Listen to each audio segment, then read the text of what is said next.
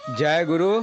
वंदे पुरुषोत्तमम, वंदे पुरुषोत्तमम, वंदे पुरुषोत्तमम। परम प्रेम परम दयाल युग पुरुषोत्तम युग अवतार भगवान श्री श्री ठाकुर अनुकूल चंद्र जी के चरणों में बारंबार प्रणाम।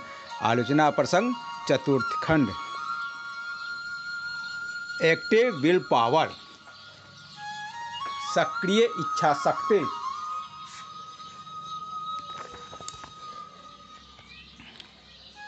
अक्षयदा श्री श्री ठाकुर जी से प्रश्न किए, हे ठाकुर, एक्टिव विल पावर, सक्रिय इच्छा शक्ति से हम क्या समझेंगे?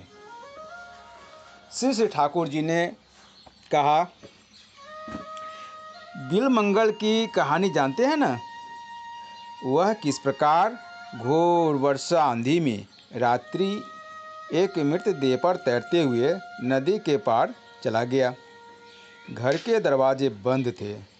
अंतिम खिड़की के निकट सांप लटका हुआ था। उस सांप की पूंछ पकड़कर खिड़की से होते हुए वह चिंतामणि के निकट जा उपस्थित हुआ। उसने असंभव काम को किस प्रकार संभव किया?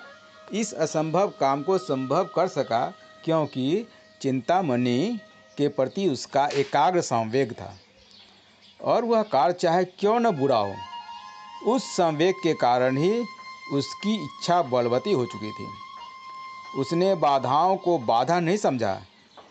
इष्ट के प्रति यदि वैसा नशा हो, अबाध अनुराग हो, उस समय शरीर आपसे आप काम करने लगता है। उस समय ऐसा एक वाइटल फ्लो, जीवनी प्रवाह का आउटबर्स्ट, आविर्भाव होता है कि दुबले पतले शरीर में भी हजारों हाथी की शक्ति दिख पड़ती है। उसे अशेष शक्ति मिलती है, किंतु सबके साथ ऐसी बात नहीं होती है। वैसा नहीं होने पर भी इष्ट कर्म जिसके लिए प्रिय है, वह इष्टार्थ अपने शरीर को धीरे धीरे स्वस्थ और सहनपटु बनाने की चेष्टा करता है। आहार विहार चिंता चलन को ऐसा बना लेता है कि जिससे उसका स्वास्थ्य खराब नहीं होता है। स्वस्थ बनने के लिए प्रथम आवश्यक है स्वास्थ्य और जीवन के प्रति आग्रह। अस्वस्थता की इच्छा यदि बिल्कुल नहीं रहे तो मनुष्य अस्वस्थ होता है या नहीं, इस विषय में मुझे यथेष्ट संदेह है। अनेकों विल टू इलनेस, अस्वस्थता की इच्छा को इनहेरिट, पैतृक सूझ से प्राप्त करते हैं। अनेकों मानसिक गठन ही ऐसा होता है। वे थोड़े में भग्न हो पड़ते हैं। उनकी इच्छा शक्ति दुर्बल होती है। वे साधारणतः रुग्ण होते हैं। इस मनोभाव को अतिक्रमण करना कठिन है। पुनः अनेकों की घर गृहस्थी के संघर्ष एवं प्रियजन के व्यवहार से आशा टूट जाती है। अवसाद से शरीर मन निस्तेज हो जाते हैं। बचने का उसका आग्रह शिथिल हो पड़ता है। आहार विहार चिंता चलन अनियमित हो जाते हैं। इस प्रकार वे धीरे धीरे रोगग्रस्त हो जाते हैं। अनेक क्षेत्रों में ऐसा देखा जाता है।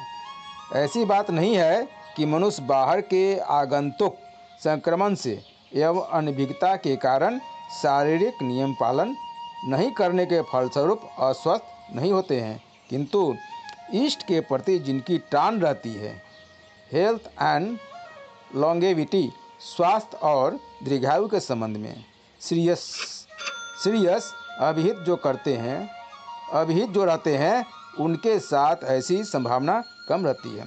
फिर भी रुग्ण होने पर यदि मनुष्य हृदय से रोग मुक्त होना चाहता है, यदि वह उसी काम को करता है जिससे रोग मुक्त हो सकता है, तो वह बहुत कुछ स्वस्थ हो सकता है। इस विषय में कोई संदेह नहीं है। मेरी भी धारणा है कि चाहे कोई जितने बड़े चिकित्सक क्यों न हो, यदि वे रोगी के सक्रिय सहयोगिता प्राप्त करने का कौशल नहीं जानते हैं, यदि वे विल टू हेल्थ, स्वास्थ्य के प्रति इच्छा एक्साइट नहीं कर सके तो उनकी चिकित्सा अस्थायी नहीं हो सकती है। इसलिए डॉक्टरी कोर्स के साथ प्रैक्टिकल साइकोलॉजी को कंपलसरी बनाकर पढ़ाना चाहिए, चाहे जितना ही क्यों न पढ़े।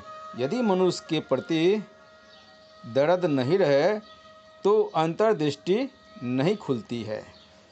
जय गुरु।